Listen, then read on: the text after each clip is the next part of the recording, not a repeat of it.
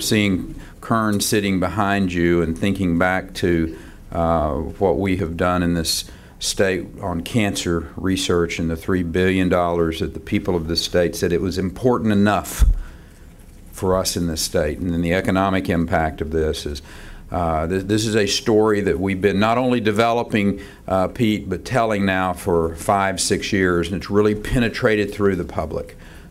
Dan, you and Angie and your colleagues, I tip my hat to you often for having the courage and the wisdom and the vision to put into place economic policy that is inarguably leading America. And if there was a time when America needs to be led, it is now, and it is good that it is Texas. So,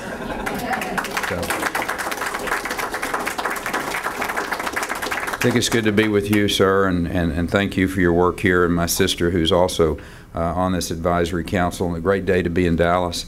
You know, obviously the leading names in brain research in the country are here as we announce an initiative that's not only going to save lives, but it's also saving lifetimes. And what I mean by that is I'm talking about lifetimes of memories. I'm talking of lifetimes of experience, lifetimes of work, lifetimes of love. Far too many people in Texas and around the world have suffered the pain of watching a family member slip away into the darkness, losing their memories, their pride, their very essence to Alzheimer's, other cognitive disorders that are associated with aging. And it devastates the families. This tragedy also is a great loss to society as the victims' wisdom and insight and their untapped potential is lost forever. And like you, I look anxiously forward to the day when the Center for Vital Longevity helps reverse that trend forever. And it's fitting to see all of it come together in Texas. As I said earlier, we have made biotech and medical research the key to our future. Brenda and her work at the University of Texas and is a great example of that as we really focus these institutions on our ability, not only on the research side, but the innovation that we market and that gets to the marketplace, and we create the wealth and that economic development that is a spin-off. Our state is very blessed to have a pool of intelligent, experienced, talented individuals, and we're adding to that, Dr. Mick, with people like you, sir, and to Kristen, who, you know, it's really interesting. Over the last few years, I've used California and Michigan as examples, and I know that you know, the governors of both of those states probably get tired of me using them as an example because it's not particularly in a positive light. And the University of California system, the University of Michigan system, inarguably two of the great university systems in the world, and because of the state's economic condition that they find themselves in, Dan, over the last decade in particular, have been a place where we've been able to go. And you know, a decade ago, if we could have gotten someone from the University of California or the University of Michigan system to come here, it would have been what a great story it would have been. Today, it's kind of picking and choosing. I mean, we got to pick this man. We got to go recruit him. It's the legislature passed, and I had the great privilege to sign the legislation this last year, putting this university on track to be a Tier 1 institution. And the people of the state of Texas said, "You betcha, we're going to support that," and we passed Proposition 4.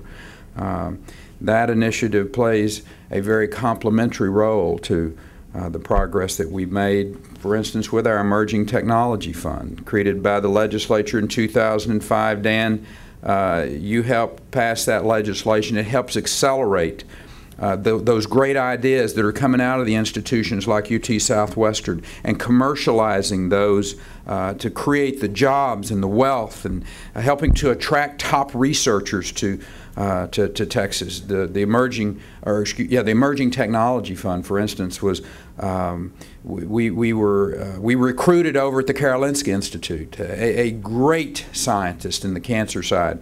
He's down at the University of Houston and Methodist Hospital in collaboration, working together to find the cures for those cancers. I think we put $161 million in our universities, and they've, for instance, the Institute of Regenerative Medicine, Texas A&M, Scott and White together. We didn't have to go all the way to Sweden to recruit this time. We just went across the line over into Louisiana to Tulane and got one of the great adult stem cell researchers in the world to find the cure for the spinal cord paralysis that we see in the world today. That's happening in Texas. And it's happening because there were people like Dan, leaders in our legislature who understood that not only is it the right thing to do, it's the appropriate thing from an economic standpoint. Angie, you and your colleagues have been it's been a real blessing for me to be able to work with people like you who understand that that centers like this in Dallas are why you're going to see these world-class researchers. You know, Kristen Kennedy, my instinct is she's not going to move back to Michigan. She's going to stay here.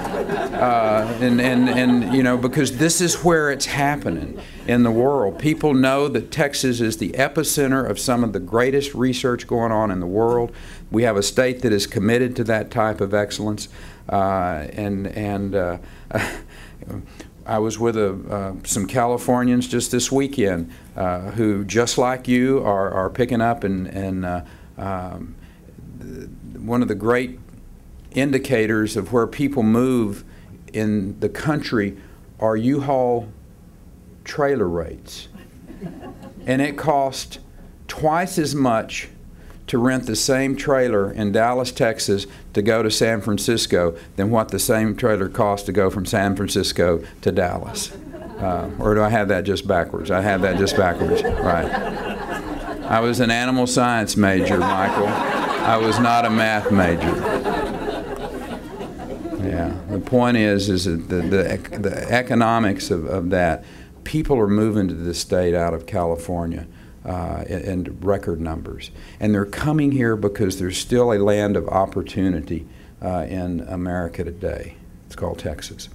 One of the ways that we continue to further our reputation is by focusing on those disciplines that are very important to institutions like UT Dallas: the science, the technology, the engineering, the math. There are STEM academies. We have 51 of them in our state now.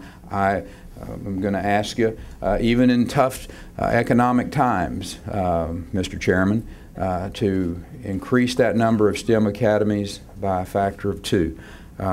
Doubling those academies, proportionately expanding our pool of teachers, for instance, who are going to be teaching our children, finding those brightest minds in our state.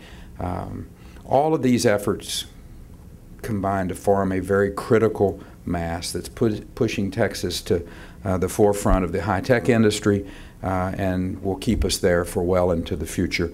That success contributes a very essential secondary benefit, and that's the economic development side that David spoke about. And we're already seeing the power of that in our biotechnology sector in both large and small firms. For instance, last year, Medtronic, one of the great names in the medical device industry, leaders in the diabetes world, they brought 1,400 jobs out of the Bay Area of California, lock, stock, and barrel. $65,000 a year average salary, and now they're in San Antonio, Texas. That $23 million capital investment into the state. Just a few weeks ago, we announced another ETF investment in ZS Pharma, That's developing some promising new treatments for those afflicted with kidney and liver diseases. And you overlay that with our centers of excellence in cancer research, as I mentioned, in Houston and in San Antonio and obviously in Dallas. And it's clear that we're building some very serious momentum in this state, and that's leading us to the point where brilliant ideas will go from insight to design, from testing to production, all within the borders of the state of Texas. The Center for Vital Longevity is now a part of that great tradition. This center also represents a model for the kind of resource sharing that can produce world-class research without costing a fortune. By setting aside a certain amount of your innate competitiveness and sharing your resources.